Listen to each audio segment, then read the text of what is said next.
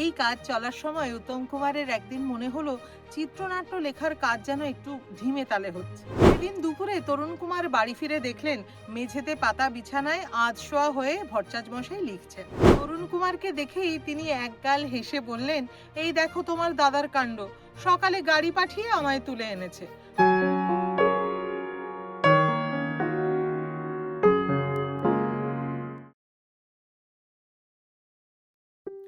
ভ্রান্তিবিলাস ছবিটি করার কথা উত্তম কুমারের মাথাতেই প্রথম আসে। আর এই ভাবনা আসার পরই তিনি চিত্রনাট্যকার হিসেবে যার নাম ভেবেছিলেন তিনি আর কেউ নন, এক ও অদ্বিতীয় বিধায়ক ভট্টাচার্য।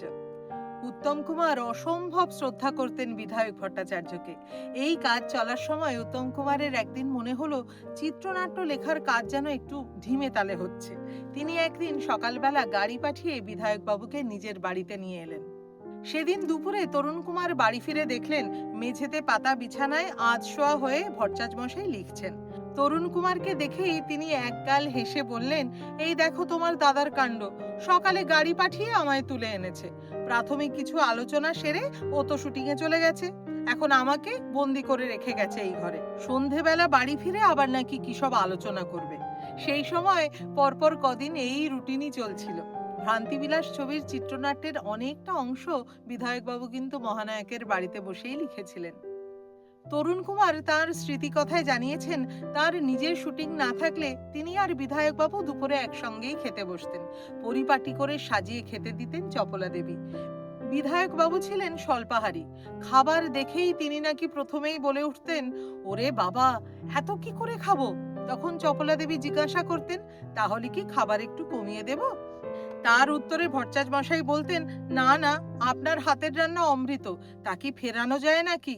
বাংলা চলচ্চিত্রের সুবিশাল ভাণ্ডারে এক উল্লেখযোগ্য ছবি হলো ভ্রান্তিবিলাস, যা উত্তম কুমার নিজে প্রযোজনা করেছিলেন। নিজে যে ডাবল রোল করবেন সেটিও তাঁরই ভাবনা। শেক্সপিয়ারের কমেডি অফ এরর্স অবলম্বনে বিদ্যাসাগর মশাইয়ের লেখা এই গল্পটি মহানায়কের ভীষণ প্রিয় ছিল। ভ্রান্তিবিলাস ছবিটি রিলিজ করেছিল 1963 সালের 31শে মে রূপবাণী ভারতীয় অরুণা প্রেক্ষাগৃহে। সুরকার হিসেবে উত্তম কুমারের সঙ্গে শ্যামল মিত্রের এটি দ্বিতীয় ছবি এবং এই ছবিতেই শ্যামল মিত্রের একটি গান ভীষণ জনপ্রিয়তা লাভ করে। বলা যায় উত্তম কুমারের ছবিতে শ্যামল মিত্রের প্রথম হিট গান ছিল এটি। কি ছিল সেই গান যা আজও জনপ্রিয়, কালের শাসন অগ্রাহ্য করে? সেই গানটি হলো, সেই বাসরনে বাঁশরিনে ভোর যে হয়ে গেল, সেই বাসরনে বাঁশরিনে ভোর যে হয়ে গেল, পাখনা মেলার লগ্ন এলো, পাখি কয়ে গেল, সেই বাসরনে বাঁশরিনে ভোর যে হয়ে গেল। আজকের পর্ব তাহলে এখানেই শেষ করছি।